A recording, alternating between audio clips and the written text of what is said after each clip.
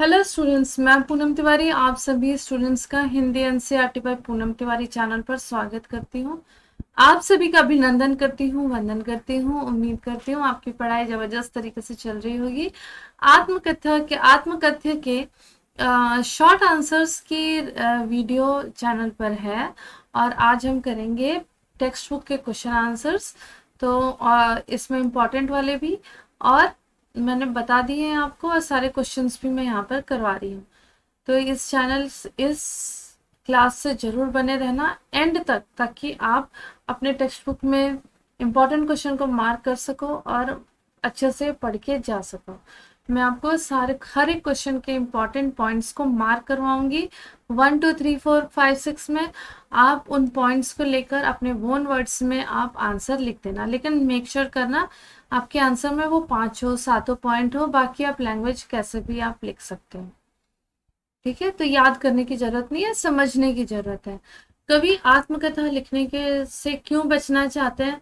क्योंकि कवि बादलों को क्रांति का सूत्रधार मानते हैं। वो पौरुष दिखाने की कामना करते हैं और गरजने बरसने के लिए बुलाते हैं, न कि फुहार छोड़ने, रिमझिम बरसने या केवल बरसने के लिए। तो कवि तापों और दुखों को दूर करने के लिए क्रांतिकारी शक्ति की उपेक्षा करते हैं। कथा सुनने के संदर्भ में अभी समय भी नहीं, कवि ऐसा क्यों कहते हैं? तो इसलिए कहते हैं कि जीवन में अब तक कोई उपलब्धि तो उन्होंने हासिल की नहीं है ना, जो दूसरों को बताने योग्य हो, और उसकी दुख और पीड़ा इस समय शांत है, अर्थात उन्हें किसी सीमा तक भूल गया है। ओके, किसी सीमा तक भूल गया है और इस समय उन्हें याद करके वो दुखी नहीं होना चाहते। स्मृति को पाथेय बनाने से कवि का क्या आशय है? तो कवि में बादल 3 अर्थों की ओर संकेत है। जल बरसाने वाली शक्ति के रूप में, उत्साह और संघर्ष के भाव भरने वाले के रूप में, पीड़ाओं का ताप भरने वाले सुखकारी शक्ति के रूप में। मिला कहाँ वह सुख जिसका मैं स्वप्न देखकर जाग गया, आलिंगन में आते आते मुस्काया मुस्काया कर जो भाग गया। तो इन पंक्तियों का भाव ये है कि लोगों की भांति सुखमय जीवन बिताना लेखक भी चाहते थे, लेकिन परिस्थिति व सुखमय जीवन की अभिलाषा उनकी इच्छा बनकर ही रह गई। सुख पाने का अवसर मिला तो वो हाथ में आते आते रह गया। उनकी पत्नी की मृत्यु हो जाने के कारण सुखी जीवन का आनंद अधिक दिनों तक नहीं रह पाया, जिसके करुण अरुण कपोलों की मतवाली सुंदर छाया में अनुरागिनी उषा लेती थी निज सुहाग मधुमाया में। तो कवि की प्रेयसी अत्यंत सुंदर थी। उसके कपोल जैसे लाल सुंदर मनोहर गाल थे।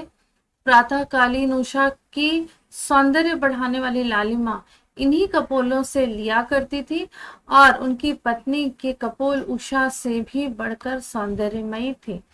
उज्जवल गाथा कैसे गाऊं मधुर चांदनी रातों की। तो कवि ने यहाँ पर क्या बताना चाहा है कि भाषागत विशेषताएं या क्या है यहाँ पर? तो देखो, यहाँ पर आत्मकथ्य कविता में संस्कृत निष्ठ भाषा का प्रयोग हुआ है। इस गंभीर अनंत नीलिमा में असंख्य जीवन क्या इतिहास, उसकी स्मृति पाथे है थके पथिक की पंथा की।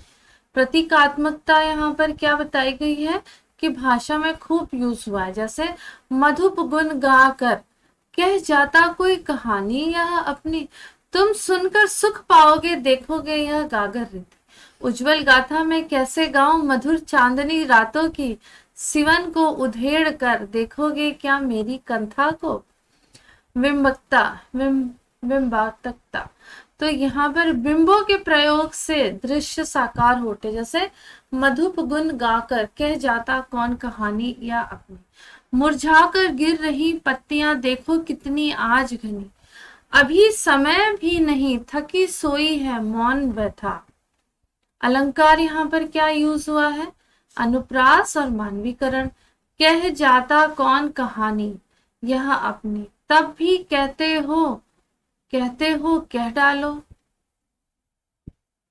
फिर देखो, मानवीकरण मधुप गुण गाकर कह जाता कौन अपनी ये कहानी, थकी सोई है मेरी मौन व्यथा, रोयता एवं रोचकता एवं संगीतात्मकता। तो इस कविता में प्रत्येक पंक्ति के अंत में दीर्घ स्वर और स्वर मैत्री होने की योग्यता है, संगीतात्मकता के गुण हैं, जब जैसे तब भी कहते हो क्या डालो दुर्बलता अपनी भीति, तुम सुख सुनकर सुख पाओगे, देखोगे मेरी गागर रीति। फिर देखो कवि ने जो सुख का स्वप्न देखा था उसे कविता में किस रूप में अभिव्यक्त हुआ है। तो कवि ने जिस सुख का सपना देखा था कविता में उसकी अभिव्यक्ति इस प्रकार हुई है कि कवि की पत्नी अत्यंत सुंदर थी, उसका रूप सौंदर्य प्रातःकालीन उषा से भी बढ़कर था। कवि का सौंदर्य, कवि के को उसके रूप सौंदर्य का सानिध्य अल्पकाल के लिए ही मिल सका। पत्नी सुख की अल्पकालिक मुस्कान बिखेर कर उसके जीवन से दूर हो गई। इससे कवि की चिरकाल तक सुख पाने की जो कामना थी वो अपूर्ण रह गई। कवि ने इस व्यथा को दबाना तो चाहा पर कविता में वो प्रकट हो गई, जिसके अरुण कपोलों की मत वाली सुंदर छाया में अनुरागिनी उषा लेती थी निज सुहाग मधुमाया में, उज्जवल गाथा कैसे खाऊं मधुर चांदनी रातों की।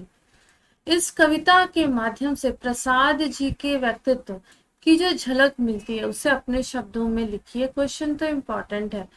इस कविता में जो झलक मिलती है विनम्रता, तो प्रसाद जी के जो थे वो जयशंकर प्रसाद जी, ये छायावाद के 4 स्तंभों के प्रमुख स्थान रखते हैं, जो कि विनम्र है, उपलब्धिहीन मानकर अपने जीवन को क्या मानते हैं, उपलब्धिहीन, और वो कहते हैं कि छोटे से जीवन की मैं कथाएं कैसे बताऊं। फिर उनका सरल स्वभाव, यथार्थता, तो वो अपने स्वभाव में बहुत सरल थे, शालीन स्वभाव के थे, सरलता से नहीं हंसी उड़ाना चाहते थे अपनी, ठीक है। और अगर वो आत्मकथा लिख देते तो लोग पढ़ के तो हंसते, लोगों का तो काम ही है दूसरों के लाइफ में इंटरफेयर करना, उनकी कमजोरियों पर हंसना। यह विडंबना अरे सरलते तेरी हंसी उड़ाऊं मैं। प्रसाद जी यथार्थवादी थे, वे यथार्थ को स्वीकार कर कहते हैं तुम सुनकर सुख पाओगे, देखोगे यह गागर रीति। फिर कि आप किन व्यक्तियों की आत्म कथा पढ़ना चाहोगे और क्यों। तो मैं उन व्यक्तियों की पढ़ना चाहूंगा जो अपनी मातृभूमि और देश के सुखों को ठोकर मार दिया और अपने देश की आन बान शान को के लिए ठोकरें खाई, संघर्ष किया, आवश्यकता पड़ने पर मौत को भी गले लगा लिया। मैं राणा प्रताप, भगत सिंह, चंद्रशेखर आजाद, सुभाष चंद्र बोस जैसे लोगों की आत्मकथा पढ़ने की इच्छुक हूँ। तो धन्यवाद। उम्मीद करती हूँ कि आप लोग को ये सेशन अच्छी लगी हो। लाइक करो, शेयर करो, शेयर करो, शेयर करो, शेयर करो, सब्सक्राइब करो, सब्सक्राइब करो, सब्सक्राइब करो, ताकि जरूरत जिन बच्चों को सेशन किया उन तक ये सेशन पहुंच जाए, ठीक है। तो मेरा यही एक एम है और आप मेरे एम से जुड़िए और चैनल को सब्सक्राइब करते चलिए और शेयर करते चलिए। तो मिलते हैं अगले सेशन में। Till then take care, bye bye.